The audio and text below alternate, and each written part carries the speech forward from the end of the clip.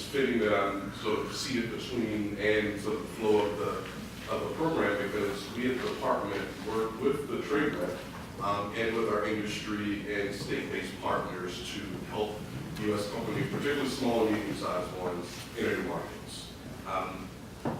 TPP represents an incredible opportunity for all of the partners sitting here on the stage to sort of advance U.S. economic interests and help those same clients. And so one of the ways we're approaching it is really with two real goals in mind. One is to educate the public about the benefits of the agreement. And that's doing it through two lenses primarily. One is what are the particular benefits for a particular state or locality. So helping our partners in Virginia and all of the other 50 states realize that while we are working on this very much at this point federal and global issue, that there are impacts that will be felt and hopefully taken advantage of at the state local level. So getting that information out, we do it through a number of vehicles. There are literally dozens of educational events happening throughout the country, week to week, month to month, as well as I've never seen the CAT. There's also a wealth of publicly available documentation on our websites and through the various partners, think tanks, associations that also sort of share facts based on research analysis about the potential benefits of this agreement. So educating the public and our partners and multipliers is sort of one vehicle. The second is preparing companies to be able to take advantage of the agreement once it's enacted on day one.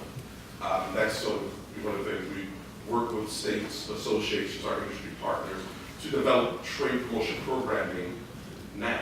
So all of the trade missions, working to recruit U.S. exhibitors to both foreign and domestic trade shows, recruiting and leading delegations of foreign buyers back here to the United States. Our notion is to make sure we're doing those things with an eye towards helping to increase participation of and partnership amongst TPP partner countries and U.S. companies.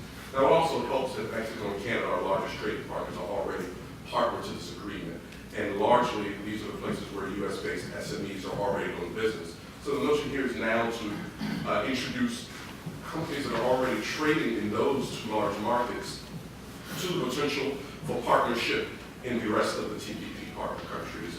And that's sort of where we're trying to be a little more strategic about sort of helping companies go from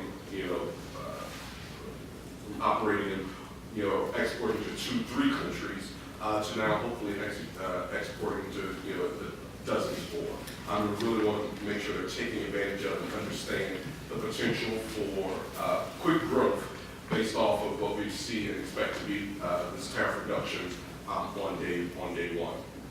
So the other thing I just want to point out that in addition to that goal of sort of educating the public, part of what we look to do is sort of build a, army of multipliers.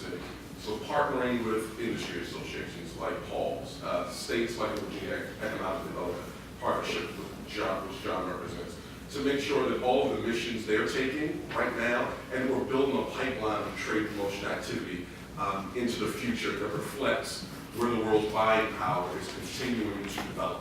And I don't know if it was the fact that we're being more strategic, helping states. Some have great capacity as represented by John and BDP, but not all do.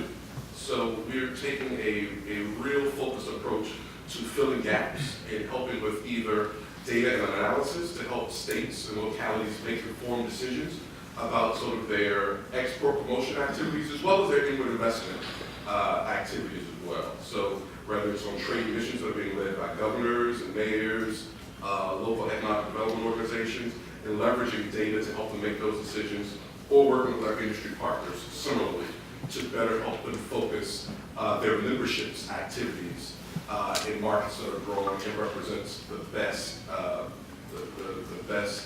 chances for success and quick and smart growth.